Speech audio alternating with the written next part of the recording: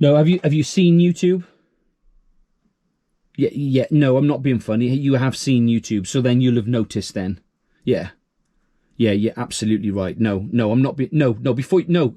Have you got a number for Squarespace? Hello, welcome to a new video by me, Tim, and on this channel I talk about digital cameras and video cameras, and I'm not sponsored by MPB or Squarespace or Wexphoto or Artlist or any of those. Today I want to talk to you about my Canon EOS M50 and why I think it's still a valid camera and why it's a valid camera system today. This is September, maybe October by the time I've loaded this, 2024. And in October 2023, Canon decided that they weren't going to support this EFM system any longer. And so that meant there were going to be no more lenses made, no more camera bodies made, because they were moving over to their new R system. I don't know, whatever the new, more expensive ones are that I can't afford. So this was no longer being supported. So about a year ago, there was a lot of talk about, is this still a relevant camera? Should you still buy them?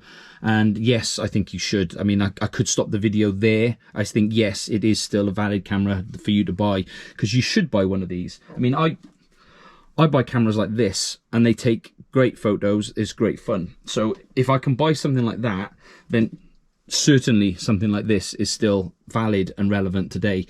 Now, just because they don't make any of these components anymore doesn't mean you can't buy them. Like, you know, you can buy 60-year-old cars, you can buy 10-year-old, 3-year-old, 10-year-old, 20-year-old cameras.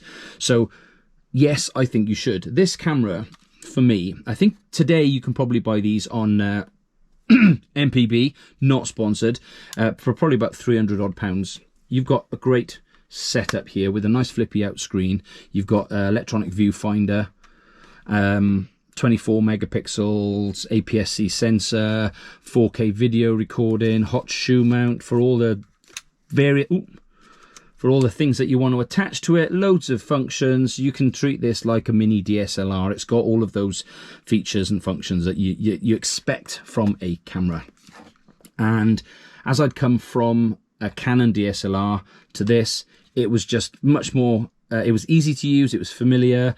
And quite honestly, it was just a bit smaller, but it's so comfortable and easy to hold. This grip here is great. It's really nice, and with minimal sort of buttons on the back, it doesn't feel like you're pushing any sort of like controls and adjusting anything while you're holding it. Unlike, for instance, my my Lumix GX1 here, which has a smaller sort of like bump on the front, and when you hold the back here, you are actually putting your fingers over loads of things. It's not actually that easy to, it's not the best camera to hold, whereas this is beautiful. I love it. But it's just different to that one. Anyway, why should you still get one? Well, you can pick them up for about £300, and I still think that's worth it. There are probably better value cameras out there for that sort of money if you want to get, say, like the Lumix Micro Four Thirds system, which is arguably a bigger system and ecosystem of lenses and cameras. But I still think that you can't go wrong with this. Really nice pin sharp pictures and a great sort of like lens system. As I said, I came from the EOS 400D, so I already had a wide angle lens, and I had, where is it there, I had a nifty 50, and with a simple addition of this little adapter, it meant that I could actually use those old lenses on this camera. Now, ironically, probably for the last 2 years, I haven't put anything on here other than this 22mm pancake lens, because that 22mm times 1.6, I don't know what that works out as, but it's like a sort of 36mm, 36mm equivalent, which is that normal kind of frame of view that we're used to from sort of point and shoot cameras.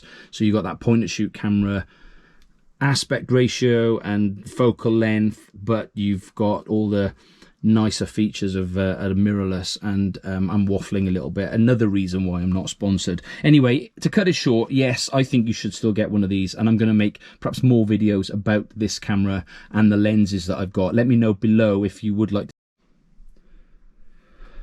I probably shouldn't leave it just there. I'm trying to keep these videos to 5 minutes, but sometimes I just waffle and riff a little bit. But yeah, you can still get lots of lenses for these cameras, and I think they're well worth it. This is a Mark 1, by the way. They did come out with a Mark 2, which had some different specs, which I'm not going to get into on here. But I think this is still a really great camera, and I will do another video, or videos even, talking about some of the lenses that I've got, and maybe do some comparisons between what the pictures look like on various settings. Let me know below if you want to see some more videos about the M50 and some examples of some photos, because I'm realizing that I've put this whole video together and probably not shown you one photo. See you soon.